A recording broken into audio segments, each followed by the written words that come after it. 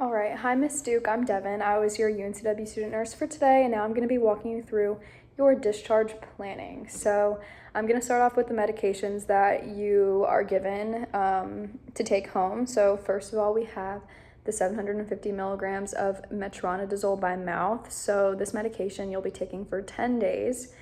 You will take this every 8 hours, which is 3 times a day. So you can take this like with each meal so you remember it, and taking it with food can also help you or help prevent you from getting a bad stomach. So that's a good thing to remember. It's also an antibiotic. So with this, you want to take every single pill that's in the bottle, even if you start to feel better. You want to finish that course of antibiotics, which is super important because this prevents the infection from coming back, and it also prevents you from becoming antibiotic resistant. This basically means that if you got the infection again in the future and you didn't take the full course of antibiotics, those antibiotics wouldn't work on your body anymore to kill that infection. So it's very important that you take that full course. While taking antibiotics, you can also look into taking probiotics. Antibiotics kill like all the bacteria in the body pretty much. So you want to take some probiotics so you can replenish that good bacteria, that normal flora. Some examples of probiotics would be like Greek yogurt or like a probiotic pill or gummy you can get at like any drugstore. The next medication that you're going to be taking is warfarin sodium. You're going to want to take 2.5 milligrams of this daily by mouth. You're going to take this medication until your doctor tells you that you don't need to take it anymore.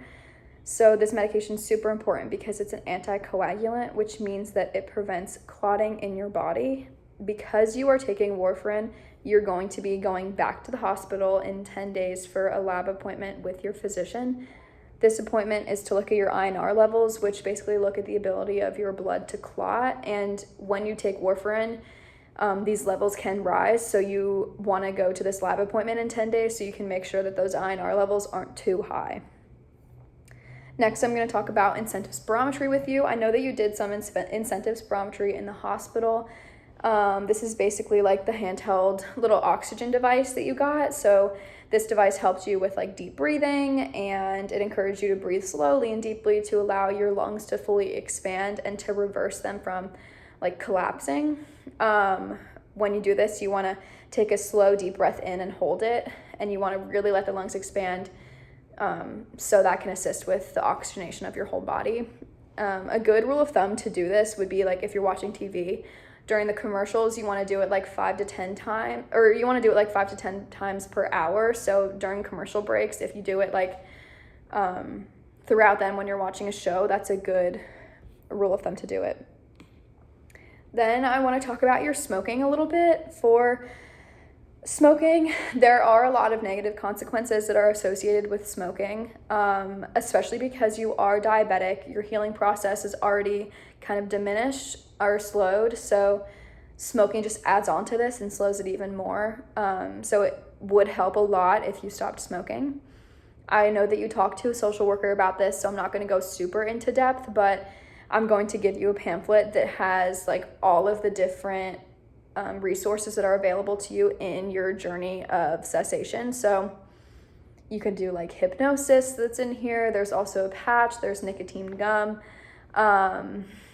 Basically, this pamphlet includes like the prices of everything and where you could get it, and you can figure out what might work best for you in the long term of stopping smoking. Now I'm going to talk to you a little bit about diabetes as a whole. So I'm going to focus on type 1 diabetes because that is the type of diabetes that you have.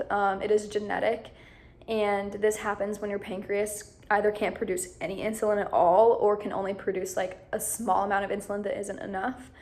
Insulin is something that you will need to be giving yourself for life because you are a type 1 diabetic. Insulin basically helps your body break down food and use that sugar for energy. You will give yourself insulin about 4 times a day usually. You'll give it once before each meal, so that's 3, and then once at night, so that makes 4 total. I'm pretty sure you already know how to use an insulin pen because you did do that before coming to the hospital, and this is something that you've had since you were 16. but I am going to give you this brochure that has instructions on how to use the insulin pen just in case you want to refresh or read over that. And this includes like priming the pen, cleaning your skin and the pen tip before you give the insulin, and then finally administering the insulin. It's also super important to implement a healthy lifestyle. Even though type 1 diabetes isn't necessarily lifestyle dependent, a healthy lifestyle like smoking cessation and like exercising are both things that can make type 1 diabetes way more manageable and prevent you from coming back to the hospital. So stopping smoking and beginning to exercise are things that could help you manage this disease. Lastly, I'm going to talk about the importance of ambulation, taking your medications, and exercising. So you're going to want to prevent coming back here in any way that is possible for you. And doing all three of these things and following the instructions I gave you will give you the best chance at maintaining your health, like I kind of said before. If you don't follow this course of directions, it is likely we'll see you again. And although you are very sweet, that is something that neither of us want.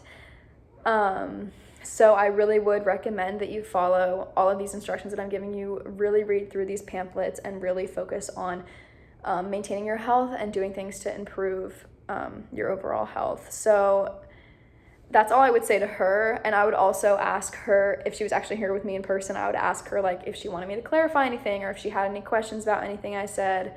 And then I would also ask her to like implement the teach back method. So I would have her like show me how to use an insulin pen, or I would have her tell me maybe the different things she could use instead of smoking, or like things like that. Or if I could have her like inform me on what I told her that type 1 diabetes is, stuff like that. So that is all.